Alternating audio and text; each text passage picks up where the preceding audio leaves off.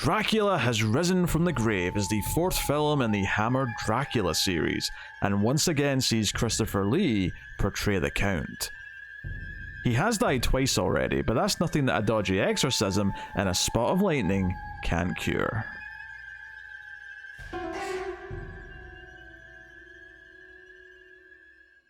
Welcome everyone to Screams After Midnight. I am Peter, and joining me as always is Tim. What are you going for? Radio. Is that not good radio? Tim decided to mimic the character that was mute in the film. For anyone who's unaware, yes, you can't keep it going the whole time though. Tim doesn't really. It doesn't work.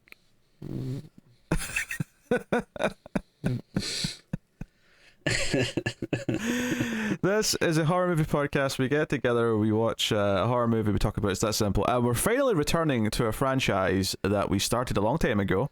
In fact, the last time we did an entry in this franchise was when we were banking episodes for your first child. Oh, serendipitous. Yes.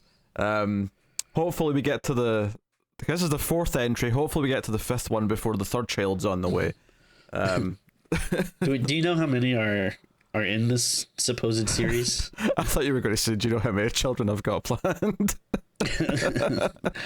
And that I would be impressed by. I don't even know if you know how many you've got planned, if you've got a number in mind. It's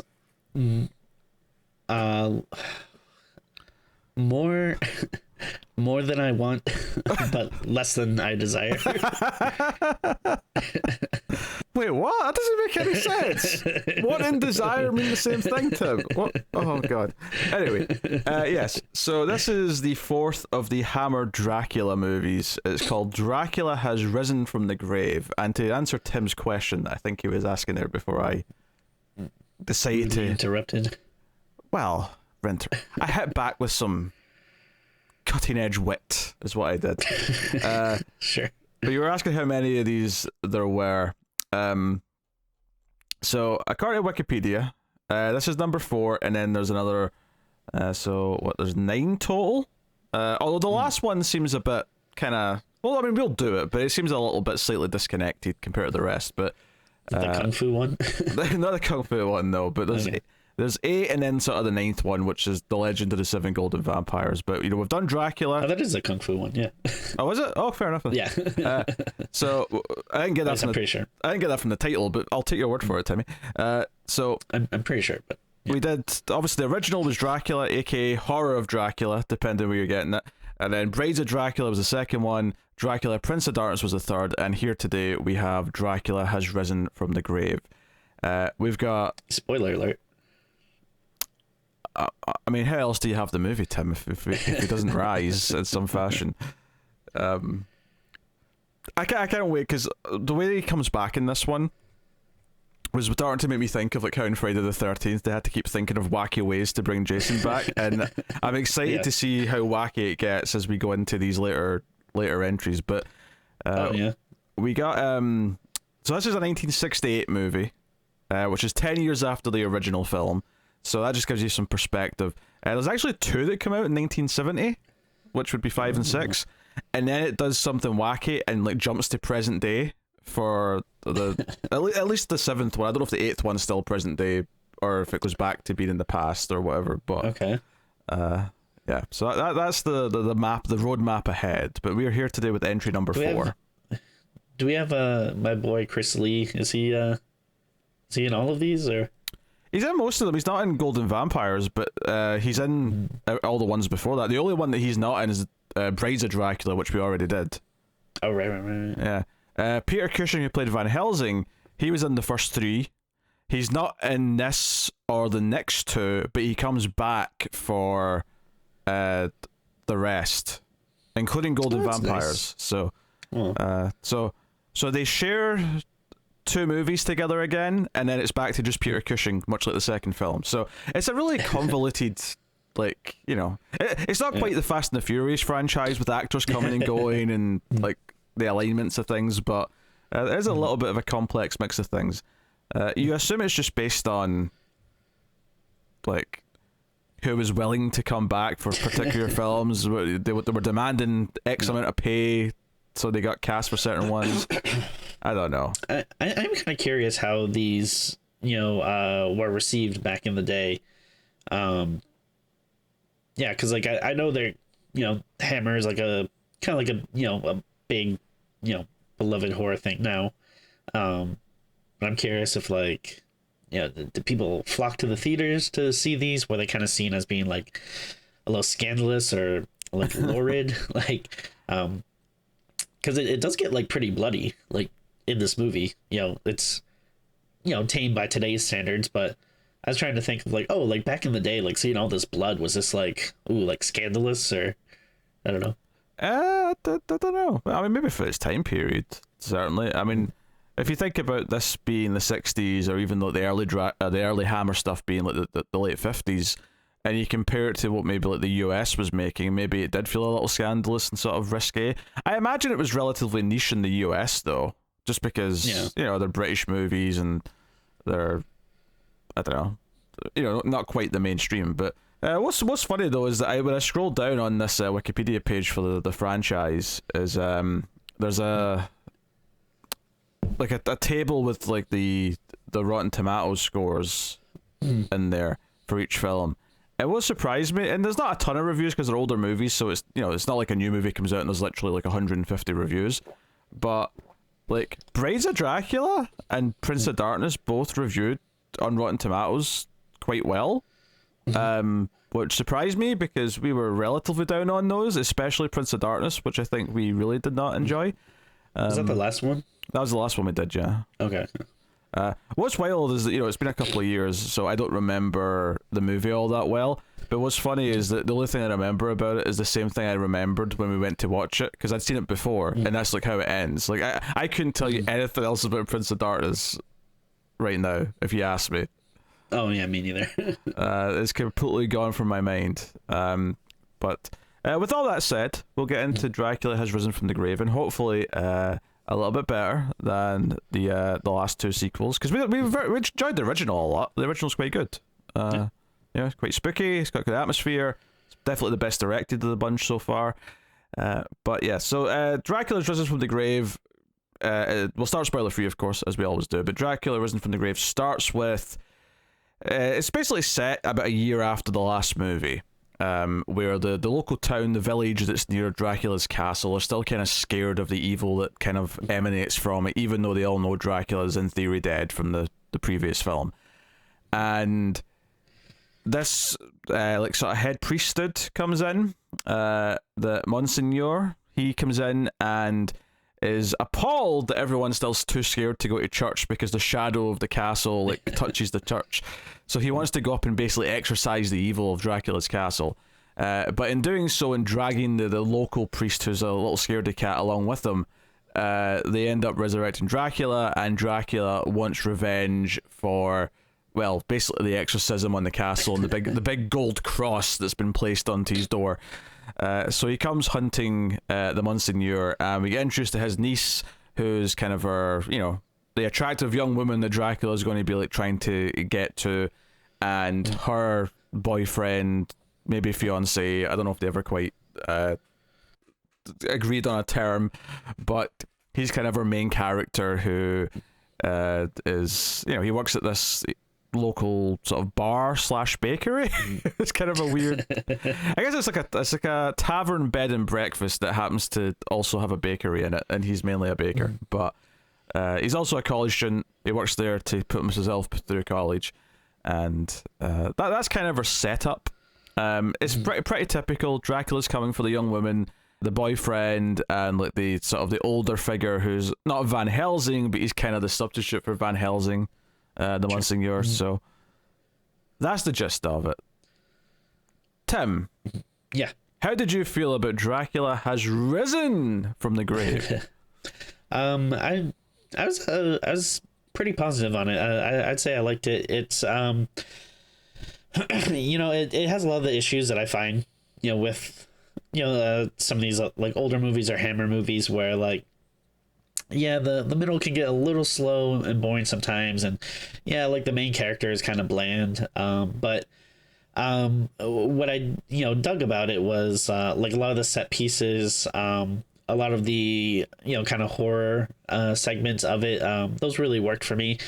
Like there's like some stuff in the beginning where you're finding like some dead bodies, and anytime there's like blood, like the blood looks great. Like it's a really bright and vibrant. I mean, very, very fake looking, but yeah. Yeah, for sure. And I kind of just like,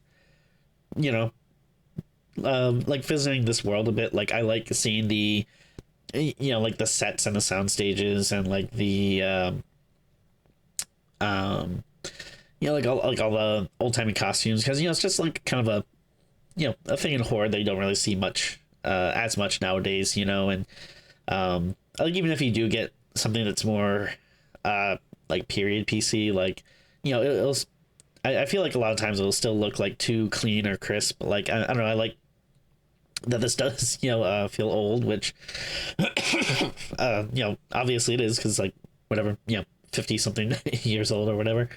But yeah, no, I dug it. Like there's some like kind of goofy funny stuff in it, but there's enough like cool horror-y stuff that worked for me, and like some lore that I liked. There's a lot of stuff that kind of reminded me that felt a little bit Castlevania-y to me, which I liked. Direct way to your heart. Yeah.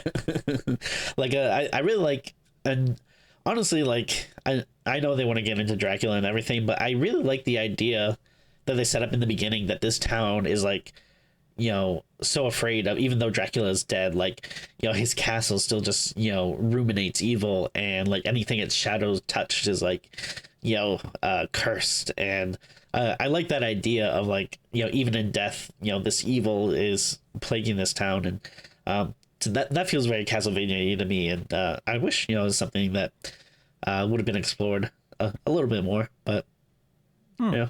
But yeah, I mean, I was pleasantly surprised. Like it's not my new favorite movie or anything, but yeah, I actually didn't have a bad time with it. It sounds like you liked it more than the last two, at the very least. Like what you said before, like I could barely tell you anything from my memory about the last two, but yeah, I just kind of going off like I remember I remember the tone of our conversation. I couldn't tell you what happened in the movie, but I remember how we felt. Yeah, like same thing. Like I remember not being as positive on it. And then I don't know, maybe it helps too that I haven't like watched a movie like this in a while. Sometimes it feels nice to go back to you and be like, oh yeah, like I forgot movies were made like this. So. Yeah, it's a pleasant enough watch. It's kind of easy to throw on. It's probably your sort of Sunday afternoon horror movie. What That's a good way to put it. Yeah. What might have been quite lewd at the time when it came out. Now it's the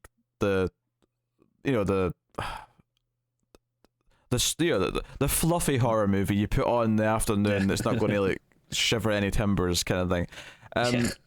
I mean, that's to say that I think it's necessarily that great either. Like I think there's there's definitely some cheapness to it. You feel the big metal cross at certain points looks quite flimsy and it's kind of flopping around. Some of the sets feel quite cheap. Things like that. I do like the idea of a big metal cross though. Like again, I feel like that's something I've seen like in a lot of like horror anime or something where like a character has this like larger than life weapon or something that's very like impractical. But yeah, it did look cheap sometimes though. Oh, for sure. Yeah. And things like crappy Day for Night, which is just part of the time period. But goddamn, why did they think this ever was acceptable? I don't understand. Maybe it's a holdover from black and white movies where you probably get away with it a lot more. Without the color, but certainly there's very few examples I can think of Day for Night not looking like ass. But yeah, and obviously it's nice to see Christopher Lee. I wouldn't say he gets a whole lot of new things to do, and it's he doesn't have the same presence he did in the first film, but that's down to the direction more than his performance per se. Although I do have to assume on some level that once you get to like the fourth, fifth, sixth of these movies that it is a paycheck. It's not necessarily like a passionate project that he's sure doing so that he can stretch his thespian legs, as it were. But he probably had some like time off from like hunting Nazis or whatever. Wasn't that something he did? Like this late in his life? Well, I mean, not at this time. I'm sure earlier in his life, but yeah. I think what I would say about it, because I would say I also think this is better than the last movie, and it's not like amazing or anything, but I think it does at least a decent enough job of setting up its characters, and giving you a kind of a character arc for the sort of the scared the priest. So not the Monsignor, I'll just refer to as the Monsignor, but the sort of the local priest in the town that's all scared of Dracula. He's like one of the main characters, and he's like really scared. He doesn't even hold mass in his church. He's got a bit of a character arc, which I think is pretty decent. You know, the romance between Maria and Paul, who are the young couple. Like, that's just whatever. It's just kind of here or there. It exists to be what it is. I will say I did like Rupert Davies, who plays the Monsignor. I kind of liked him as an actor. Like, he had this kind of like authority to him, where, don't get me wrong, he's kind of a fool in the way that he dismisses that they're all scared of this evil still, but like he carries this sense of authority that when he reacts to things, it kind of, I don't know, like, I enjoyed watching his performance. He's a fun character. Yeah, and there's some interesting like design to there's a town near Dracula's castle, but most of the movie takes place where the Monsignor lives, which is another town somewhere, and it's got an interesting thing where all of the roofs are basically touching. So there's like multiple scenes where like characters will actually travel from like one building to the other by just walking across the rooftops, which is like an interesting design. I don't know if that's like maybe inspired by somewhere specific where it's kind of a real thing where you can do that, or if it's just like a quirky movie thing because it looks good and theatrical that they're walking across the rooftops. I mean, I don't know, but there's a little bit of that. So no, it's all right. There's definitely some things that are a little underwhelming as moments go, just because we'll do the oh, I did laugh at one because at one point there's a stake, obviously a stake Dracula, and it is the most comically large stake I have ever seen in a movie. It's like a post for a fence. It's been used as a stake. That gave me a chuckle. Honestly, yeah, probably better to use though. Like, if you don't want to risk like missing your target. Like, the bigger the stake, the less. Do you know that is a problem with these old vampire movies? Is that did people not understand where the heart was when they were making these movies? It always feels like it's like in their upper stomach when they get stabbed with the stakes in these movies. I don't know what's going on with that. I mean, when you become a vampire, your heart moves. Oh, does it? Yeah. It gets heavy and goes down a little bit.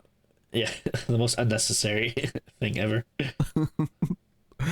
Yeah, so it's kind of this weird thing where I can't really praise it too highly, but it's very watchable. But it is very much the fourth movie in a franchise, and it's not going to like wow you or anything. But if you want to like go through them for completion's sake, I would say I got more of a reasonable story out of this one than the last one, I think.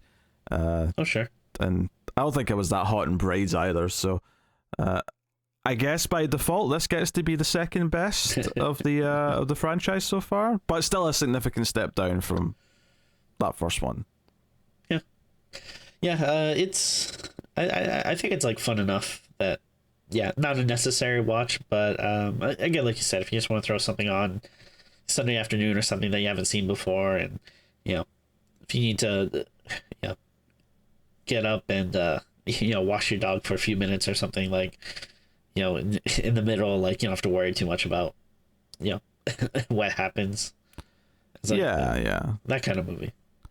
Yeah, the kind of movie you can miss 5 minutes and not feel like you've missed anything.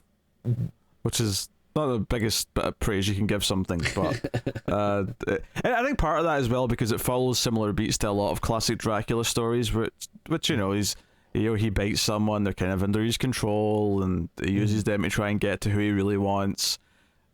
It's got the familiar beats. When you break it down, it is really just like that first kind of Dracula story or movie or whatever, like kind of just replayed. But but with it's always fun seeing Lee again and everything though.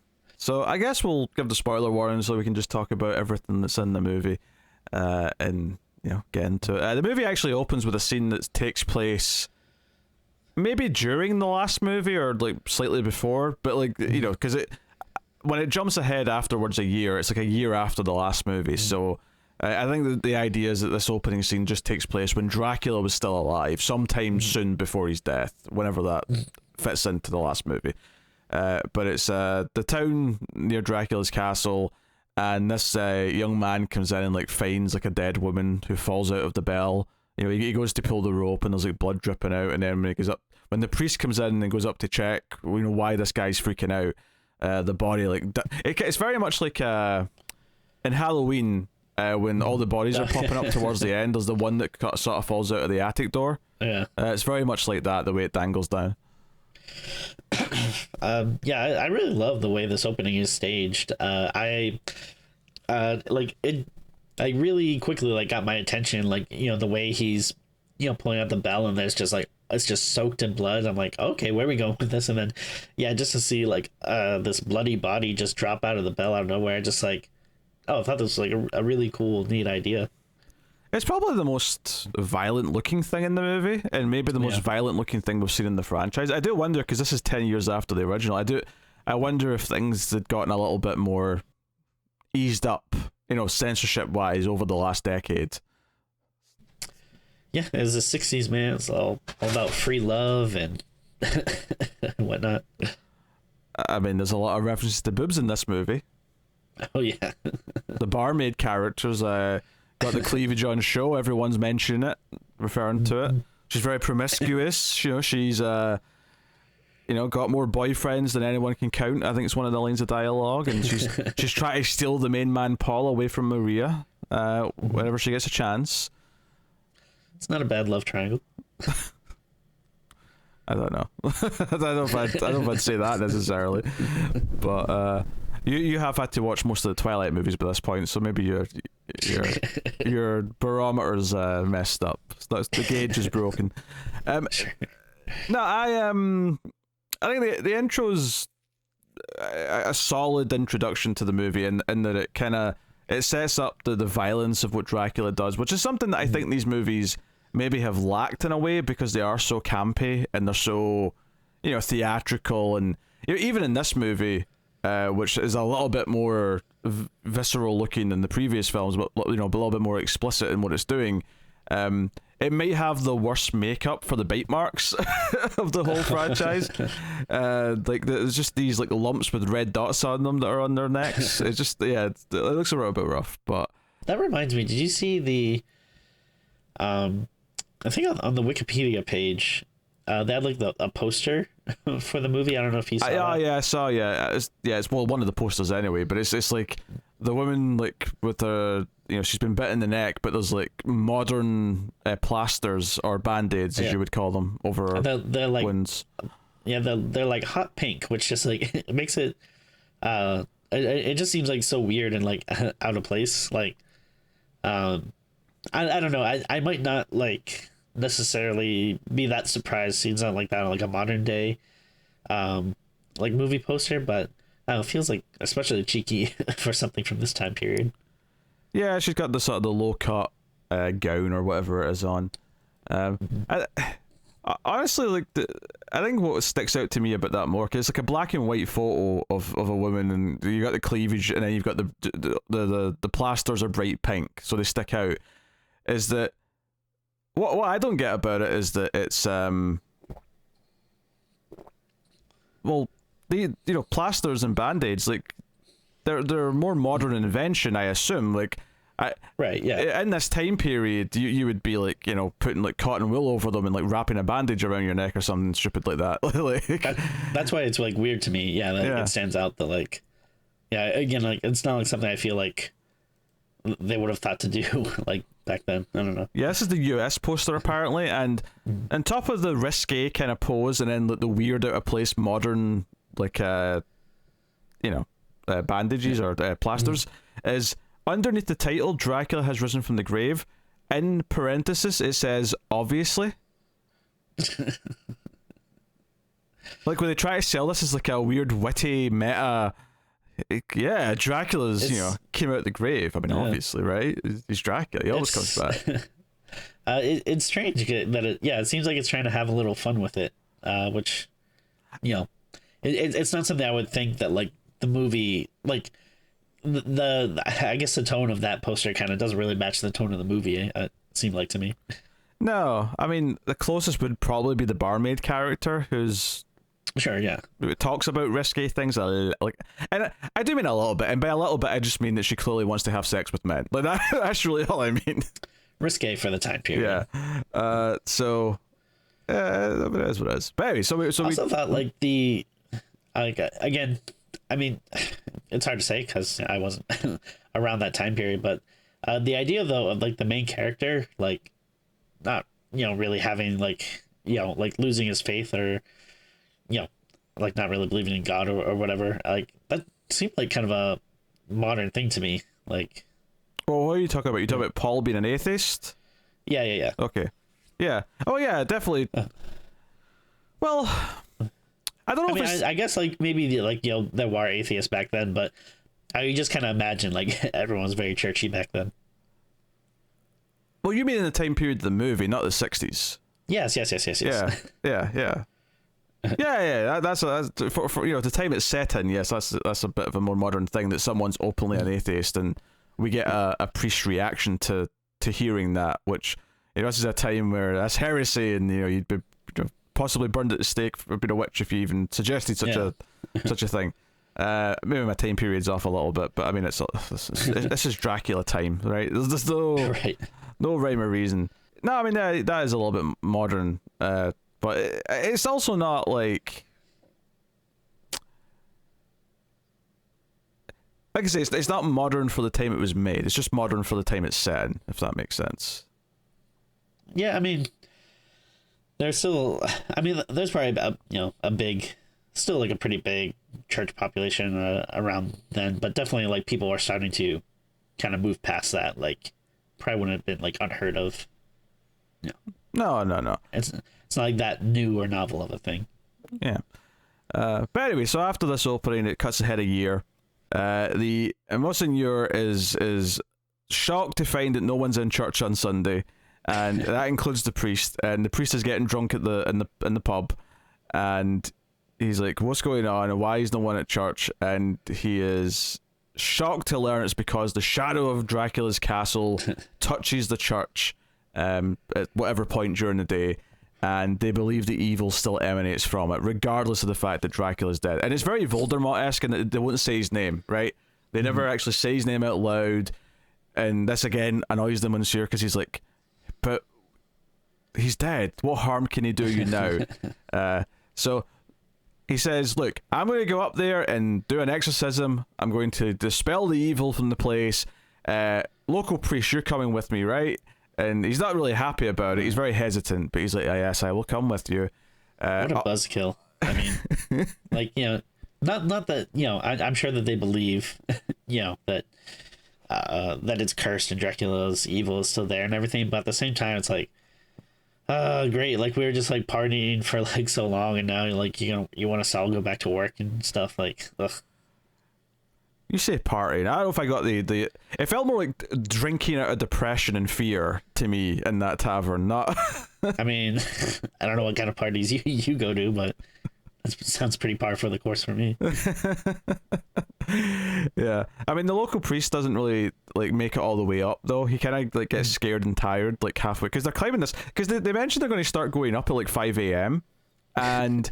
They're actually, it gets to a point where they say they're losing light, which you would never know because, day for night and all that. But they say they're losing light, and I'm like, wait, how long does it take to get up to Dracula's castle if you're on, because you're on foot and you're like going up all these like rocky faces and stuff like that? I'm like, you've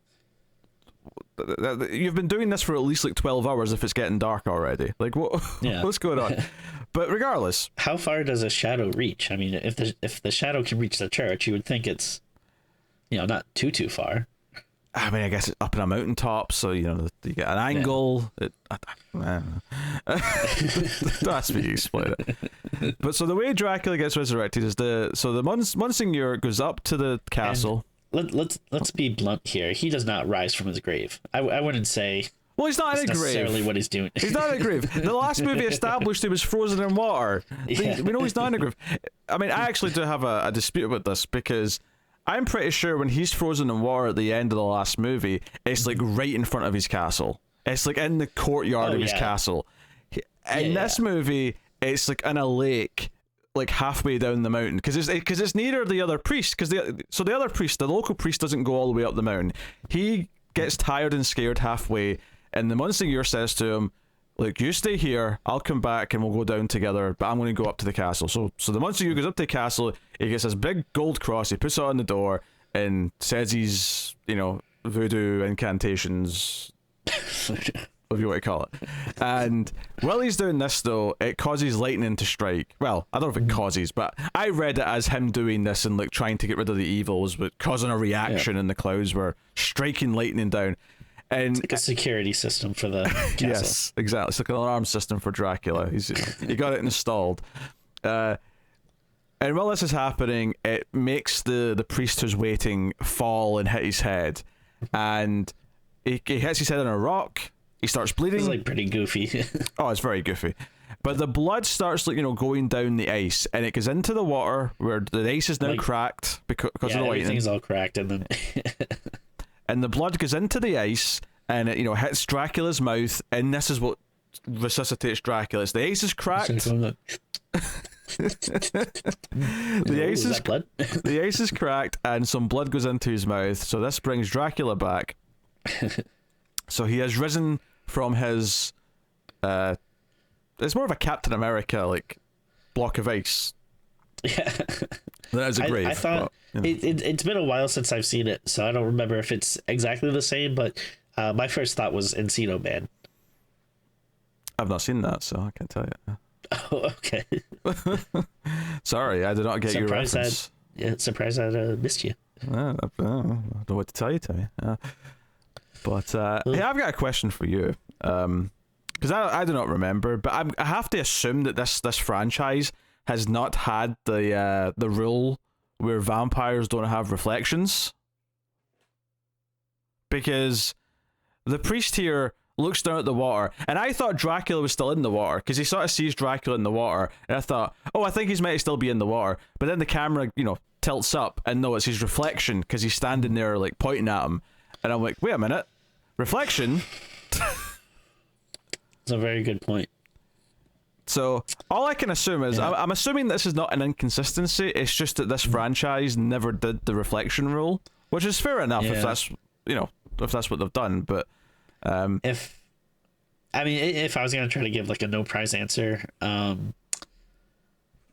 maybe you could say that mirror reflections and water reflections are different.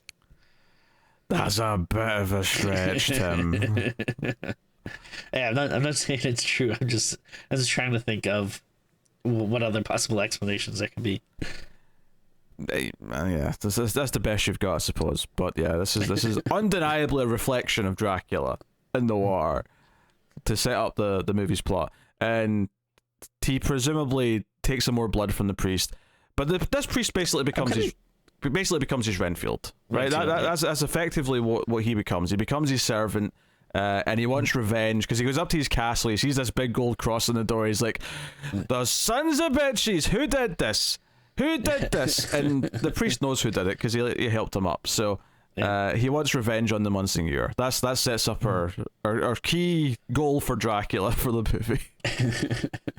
Now I'm curious, if the ice just cracked, or even if it didn't crack, presumably you would think it would thaw at some point, unless it didn't seem like we're somewhere a super cold area where it's just constantly frozen. But if he was unfrozen but didn't get any blood accidentally in his mouth, would he revive, or would he just kind of slosh around in the water for a while? It's an excellent question. Maybe he'd be very weak. Maybe you could say the curse of Dracula is that there's always going to be someone drawn towards him to eventually give him the opportunity to get blood. Yeah, I don't know. I know they had they say that he can't he can't cross running water or something like that. Oh, that was one of the rules, yeah. But does that mean like in general he's like weak against water? Like if he gets thrown to the ocean, like I don't know, what does that do to him? I don't. Huh. I don't know. Like if he's already in the waters, he's not crossing running water. Yeah. And if it's frozen, is it technically still counting as running water? That's great questions. I don't know. Yeah, that's definitely one of the weaknesses they brought up. I think that's one of those weird rules that I'd never heard before. That I've only known really from this franchise is the running water thing. Yeah. Because it made me do a double take when they brought it up the first time. Yeah. So they go to the town where the Monsignor lives, and the Monsignor actually kind of gets back home quite easily. I thought he was going to have like trouble getting home because he gets down back to like the tavern. And he's like, "Is the other priest not back? Oh, that's very weird." And they say that he has come back. Is done. Actually, that's just actually an interesting point. Is that they lie and say that they seen him, that he did come back, but he's not back yet because he's still with Dracula. We see him in the next scene with Dracula up at his castle. Weird. I don't have anything to add, but they're just pointing out that the line. So they go back to the town where the Monsignor. They haven't been in a church for a while, so they forgot like what it is to be good. It's all like dirty little liars. No. What? Shut up. Because they haven't been going to church, so they've lost their ways. I think this movie clearly shows, and I would agree with this, that someone does not have to go to church to be a good moral person. Are you talking about Dracula?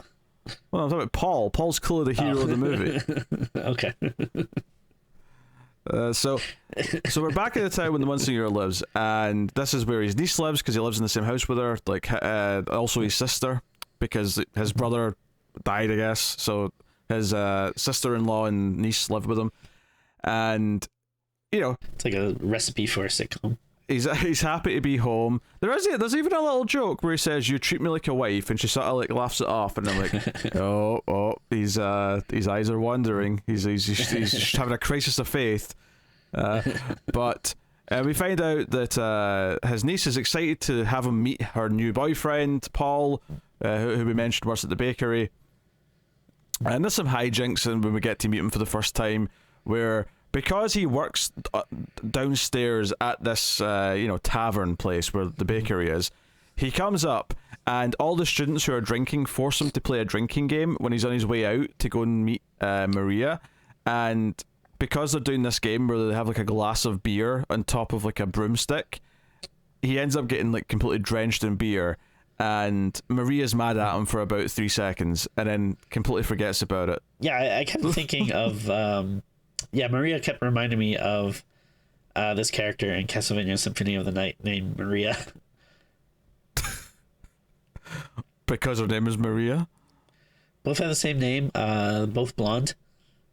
Oh, okay. There's so much in common.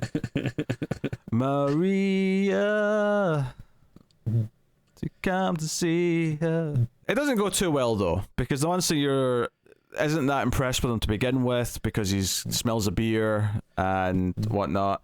But then he dares admit that he's an atheist because he says he doesn't go to church, and the priest is like, or the Monsignor should say, he's like, what? You don't go to church? What's the meaning of this? You're not a Protestant, are you? And he's like, no. I'm an atheist. What? You deny the existence of God? So it's a big whole falling out. He says he should leave. And it's that's it. It's all very. But Maria's still in love with him though, so Maria goes to sneak out to see him later, and we get a little bit of love triangle hijinks along the way. Although it didn't actually do as much with it as I thought it was going to. Yeah, I thought it was gonna be a bigger thing. Yeah, because when he's leaving before Maria's there to go to her place, we're introduced to the barmaid character, Xena. It's a really weird name actually. When you think of the rest of it, but. She, I guess Rego said, is a bit promiscuous, and she's like saying, "Oh, you're going out with that Maria again, not with me." So it plays that she's a little bit jealous that she maybe wants Paul, and Paul comes back after he's had this like row with the Monsignor, and he gets drunk.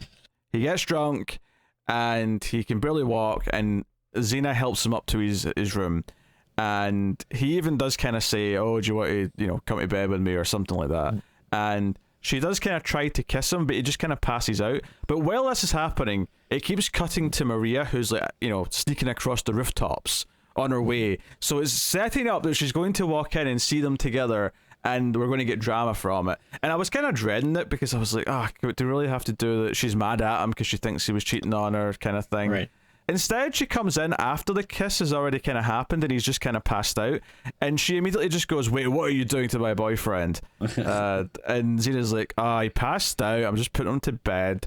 And she goes to like unzip his trousers, and Maria like slaps her hand away. He's like, "No, get away from there." That's my D. You shuffle along now. And then I think she spends the night with them. I don't know if they actually got up to it. I think she maybe just goes to sleep with them. But yeah, but she's having sex around this time. But he's like, he gets kind of mushy when he's like drunk, but not much comes of the love triangle. Instead, what they do is that Xena on her way home is run down by the priest who's arriving with Dracula, and Dracula bites her. But they do that thing where she's still kind of normal, but she's kind of under his spell during the day. So she's like covering her neck. She's got like a choker on to cover the bite marks, and she's been tasked with like doing certain things for him. The reason why I'm bringing all this up now is because when Dracula like sees Maria, and he learns from the priest that Paul's with Maria, and Maria is the niece of the Monsignor that he wants revenge on, he asks Xena to bring him Maria, and immediately Xena's like, "What? You've got me though? What do you need her for?" Like, it sets up that she's already kind of got like a natural kind of jealousy of her, so it kind of came into play better. Or it was effective when it came up again, when it was more like Dracula's bidding and she was working for him, because they'd already set it up, so it felt natural to me. And I don't know if you saw this on the Wikipedia page, but did you see what the original title for this was? I did not. Was it? There's Something About Maria. Oh my god. That's terrible, Tim. That's terrible. Honestly, the middle of the movie does kind of blur together a little bit, because there's not like a whole lot of plot. Yeah, not a ton happens. Would you care to hasten a guess at something that does happen, Timmy? No. I just wait till we get to the big cross. That's right at the end of the movie, Tim. I know, that's when the movie picks up again. Oh dear. I mean, to cut ahead a little bit, because there's not a whole lot that happens other than just Maria thinking that she'll be in trouble for spending time with Paul. She does have a scare where she encounters Dracula briefly, because Xena tries to lure her down there. Dracula kills Xena, and the priest has to dispose of the body, so he throws her into the bakery oven.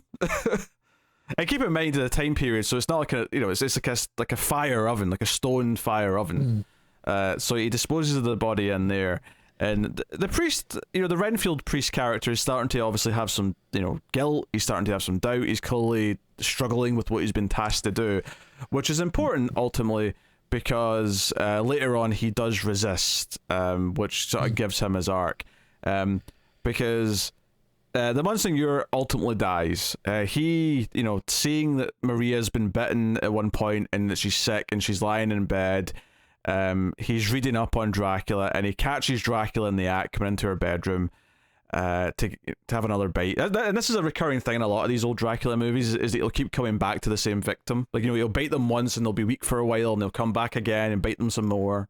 I forget if it's like the first time he appears in like Maria's room or the second time, but just to give it a little shout out, that was just like a scene that I thought was like really well done, where like you see her kind of like slowly waking up, and then like she kind of sits up and she's like very startled, and then like it switches like to her kind of point of view, or like kind of from behind her, and you just see like Christopher Lee as Dracula just kind of like standing above her. I forget if he's in the window or like floating above her or whatever, but he just looks like very like big and tall, and it's just like a very good horror image. I just thought that looked really cool. Yeah, and he comes back to creep on her the next night as well, and this is when he be creeping. Yeah, he be creeping, and the Monsignor like catches him, And because he's wearing a cross, Dracula, if I'm going to criticize Christopher Lee's performance, is that he is a bit too theatrical when he's like repelled, but he's like, a cross, he's like over the top with it. But that reminds me of church. He jumps out the window to get away, and Monsignor chases after and ends up getting bonked in the head. The priest is waiting for him on one of the rooftops. And hits the Monsignor in the head with like a concrete or something, like it's something heavy looking, and he dies ultimately from his injuries. But he lives long enough to get back to the house, and he asks them to go get Paul, and Paul comes and he tells Paul all about Dracula just before he dies, and so Paul knows what he needs to do. He knows he needs to save Maria, and because the Monsignor's dead and Dracula's taken Maria with him. He's like, okay, my revenge is done. Time to go home.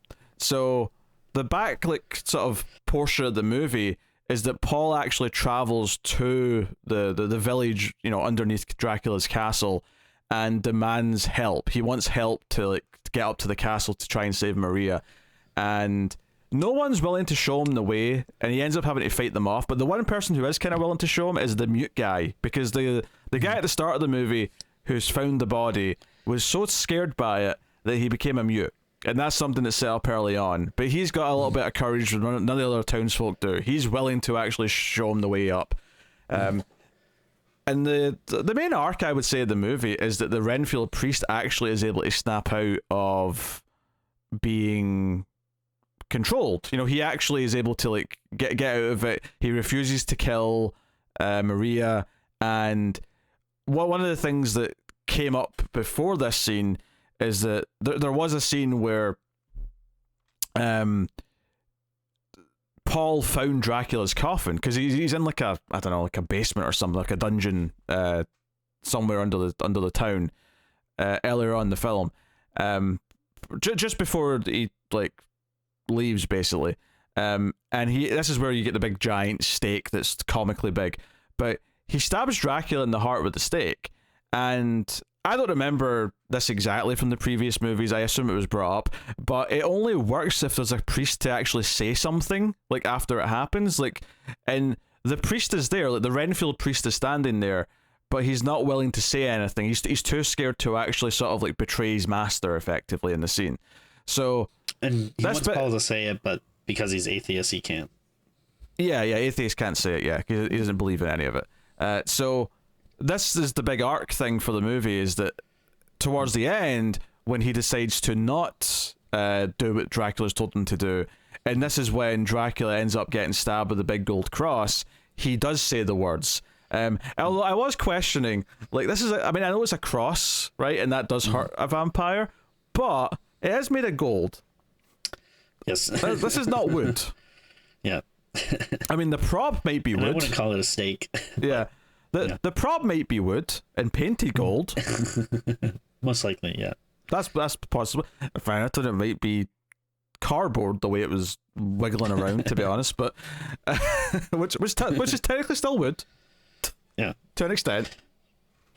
Yeah, it is kind of funny that even though Paul is kind of the dashing main hero character, he doesn't really have much of a journey.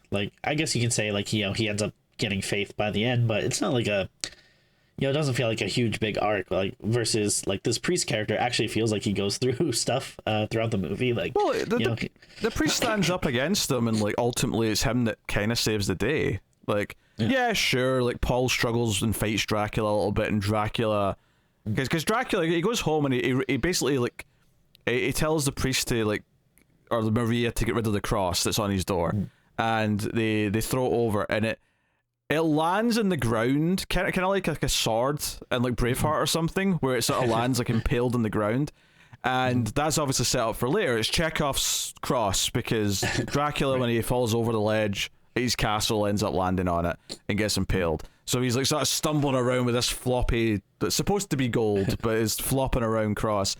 And the priest says the words, there's some lightning strikes, and yeah, Dracula, bleeds from the eyes and seemingly dies. Cool. He's definitely coming back in the next one though, so we'll see how that happens. But yeah. he's technically dead at the end.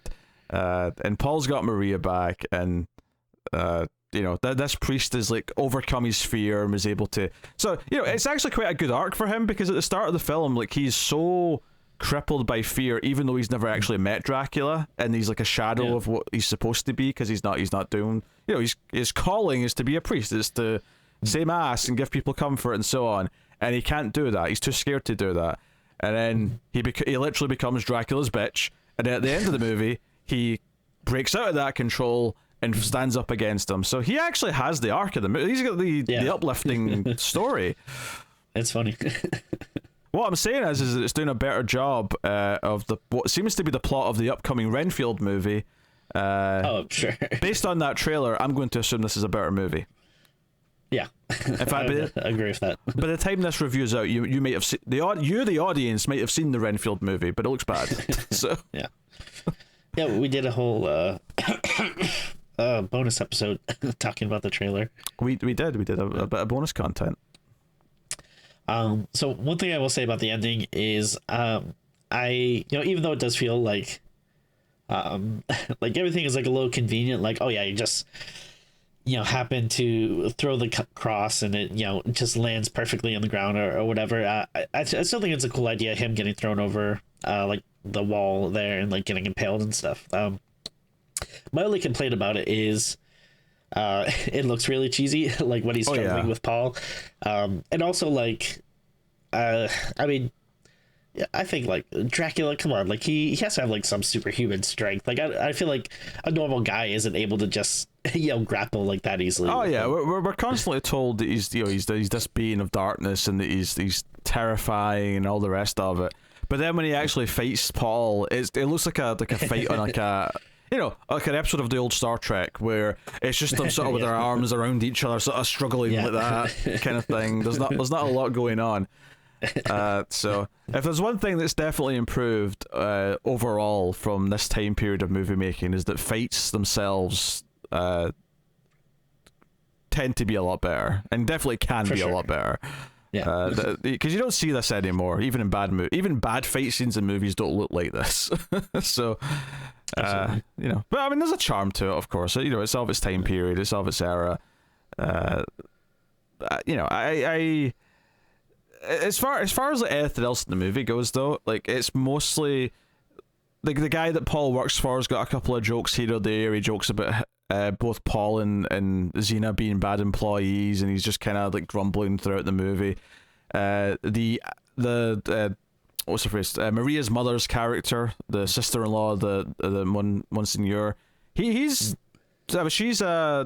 like there. She's just kind of the nice mother character. She's not really got a whole lot going on.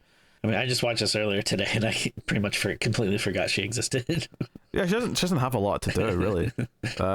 She's there to be concerned at various points and just kind of give someone for the Monsignor to bounce off of. You could probably just cut her out the movie and just have it that his niece lives with them, and that's it. Yeah, that would have made more sense. Yeah, or use as another body for old Drac. And he's kind of the stand-in for Van Helsing in the sense that he's the older wise one. Obviously, he doesn't necessarily, because that's the thing with the structure of the movie, is that I would say that none of the characters who are going to ultimately be proactive in fighting Dracula know he's even around until like an hour in. It's a 90-minute movie, and the Monsignor doesn't even know that Dracula's like in town and coming after him and alive until he catches him in the bedroom with Maria, which is over an hour in. It absolutely has to be. I guess what I'm getting at by that is that there is kind of this pacing thing with the movie where there's a lot of just like Dracula or his Renfield priest kind of sneaking around doing stuff, and it's the romance stuff like in the forefront that's kind of like taking up the screen time. Oh, there is a really nice shot. See, the first time, so I'm just trying to think of how to explain this best. So it's just before Paul comes back to the tavern after he's had the fight at the dinner with the Monsignor. The Renfield priest, he arrives at the tavern. I actually really like the shot that introduces him there, because Xena's like, all the students have left for the night and she's just kind of clearing tables, so it's quiet. And there's just this moment where you see the Renfield priest sort of is like, he's just like sort of over at the window, sort of looking in, and it's just kind of creepy. You know, it's just a little subtle thing where there's not a music sting, I don't think. It's just like he's just standing there watching before he comes in, and we know that he's now like dangerous now, and he's, you know, there's an issue with that. So I thought it was a sort of effective little moment. Oh, for sure. Yeah, I think that's the biggest issue for me is like just, yeah, a lot of the you know, middle stuff is just, you know, a little slow and you know, kind of drags on a bit for my taste. Not like it's a super long movie, like, you know, it's a pretty, you know, reasonable 90 minutes, but I mean, there are little bits and pieces like those kind of shots that, you know, once it does get back to the horror stuff, I actually do think that is handled, you know, pretty well, and yeah, I like that stuff. But yeah, some of the other stuff I can just don't really need. It's just a lack of momentum, I think. Especially since this is the fourth one in the series, so we don't necessarily have the same like excitement over the slow build to Dracula doing stuff. So you kind of want to get to it a bit quicker, so that we can do new things with like encountering Dracula. But it seems like these sequels have no interest in doing that. They want to just like slowly build to Dracula even being something that they know about for as long as possible. Obviously, it's different when you have Van Helsing around who just knows about him from the get-go, but like everyone in this movie just thinks he's dead until like really late on. So you know, it has a bit of a detrimental effect to the overall flow of the movie. But like I say, it's not great, right? I mean, it's only just okay, really, but it's comfort enough, sort of, you know, comfort movie food, effectively. That it's an easy enough watch. There's a few things to sort of enjoy in it. I do appreciate that the Renfield priest guy actually has a pretty interesting arc, and it's not handled like, it's not this great, you know, dramatic story that he goes through or anything, but it's kind of nice. It's definitely more interesting, I think, than any of the characters that were in the last two movies, for sure. Yeah, it almost makes me wonder if like if that's how you solve some of that that middle lag, is if like, you know, make the priest the main character and kind of focus on, you know, on him more than you know, like Paul and Maria and everyone, like, you know, they're fine, but you know, they're just very kind of tropey, like the hero and the heroine characters. There's not really much to him. Like you said, like the priest is one that has the arc. He's like doing the interesting stuff. If you make him the main character and we're focusing more on him, you know, that might make for a more interesting movie. Yeah. Although I will say, the priest has like really unfortunate hair. He's got this thing where he's got this sort of the bald horseshoe thing, but his hair's really grown out, so it's like covering his ears, so it looks really weird. You know, it looks like he's, I don't know, like some people can pull off the long horseshoe like hair. You know, I guess like, you know, like Hulk Hogan kind of gets away with it, but oh sure. But this guy has like really shaggy grey hair, so it looks really odd. I don't know. God, Hulk Hogan in a Dracula movie, what would that look like? You got to suck my blood, brother. What are you gonna do when the sunshine, garlic, and Hulkamania runs wild on you? I am going to suck your blood. That doesn't work for me, brother. I'd watch it. Oh well, I guess that's it. I mean, it's not that in-depth a movie. It's pretty straightforward. It's got a couple of interesting little bits. You know, a couple of deaths, or not even the deaths, I'd say, but more the bodies and the aftermath are a little bit more visual and explicit than perhaps the past movies have been. And because like you usually don't see like a lot of like actual killing and violence. It's more like kind of afterwards seeing the body and stuff. Yeah, because for example, when Xena's killed, like after she fails to bring Maria, or Maria gets away and he kills Xena, and because he's like, you've got me, bite me, and he does, and he kills her. When he goes to kill her, she just sort of screams, and the screen kind of like quickly flashes red, and it cuts to the next scene. You know, you don't get even like the bite, which wouldn't even be that, you know, it wouldn't even be that graphic, really. You just see him, you know, bite her neck, but they don't even do that. You know, they cut away. So, in fact, I don't think you ever see him actually bite into someone in this. Now I'm thinking about it. I don't think so. It's always off screen. It's interesting. I wonder, like, do you think the blood looking so fake was intentional because they'd get away with more of it if it looked obviously fake? Was that like a ratings like cheat? That's a good question. I'm not sure, but I mean that's kind of like, what like Hammer became known for, right? Like I'm not a scholar on Hammer stuff, but even before I started watching these movies, or I think a couple of Halloweens ago I tried to prioritize watching some more Hammer stuff, but even before that, I knew them as like, oh yeah, they were like known for like this very like bright kind of garish looking blood, which I don't know, I think it's cool. Like I like the way it looks, makes it stand out for sure. Yeah. I'm just wondering if it was an intentional creative choice, or if it was like they just didn't know how to make more realistic looking blood. That's true, yeah. Because I don't know, because there are other movies that suffer from it, like the original Dawn of the Dead. Like I love that movie; it's one of the best horror movies ever made. But the blood in it looks pretty fake. It's a bit too bright, a little bit too just not like real blood. But hey. Yeah. All right, let's rate the movie then. Tim, what are you giving Dracula Has Risen from the Grave? I think I'll give it a solid 6. I think there's enough, good stuff in there that I'm glad I watched it, and there'll be some stuff that'll probably stick out of my memory, but yeah, it's not doing anything crazy or new or lighting the world on fire. It's pretty typical in a lot of ways, but like we said before, it's an easy watch though. I'm glad I watched it. Probably won't be in a rush to rewatch it again, but at least as far as the ones we've done, if I'm gonna not recommend watching everything back to back or whatever, if you want to watch this one and then or if you want to watch the first one and then skip to this one, at least for the moment, or from what I remember for the last two, this one seemed much more enjoyable experience, but I mean it's still not the best or anything. Love the enthusiasm.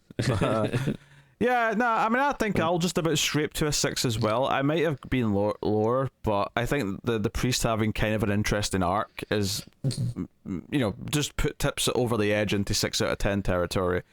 Not bad. I thought you were gonna say the priest having interesting hair. I mean, I don't know if I'd say interesting. Noticeable. Unfortunate here, perhaps, but not interesting. But yeah, so, it is kind of interesting going through one of these Hammer franchises, and obviously when we're done with Dracula, we'll probably make a start on the Frankenstein movies or something, but... I've actually seen a decent number of the Frankenstein ones, and I actually have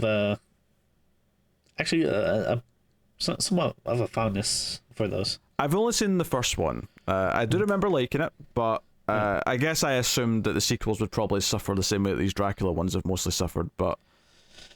I mean, I haven't seen a ton. I might have seen 3 or 4, and I remember at least a decent amount of them being pretty good. I think there's one I didn't like, but then the others I was all like, yeah, hey, keep it going. I like this. Yeah, okay. Well, I look forward to it. I think once we're done with all 9 Dracula Hammer movies, we'll go back and maybe start chipping away through the Frankenstein ones. But until next time, this has been Dracula Has Risen from the Grave. You can let us know what you thought of the movie in the comments if you've seen it. You can like, subscribe, and ding the bell for notifications. Of course, if you want to support all the content, you can head over to patreon.com/MailFuzzTV and support everything. At the $3 tier, you get access to the back catalogue of bonus episodes where we review sort of B movies and sort of wackier stuff. Those are typically once per month, but they're on hold whilst Tim's on paternity leave. But there's a nice back catalogue of about 40 episodes to check out. Plus the $5 tier, you get access to the back catalogue of even more streams. And again, that'll return when Tim's back. But that's the show where we just talk about whatever horror movies we've been watching that month. And Tim usually hits me with a little horror quiz at the start.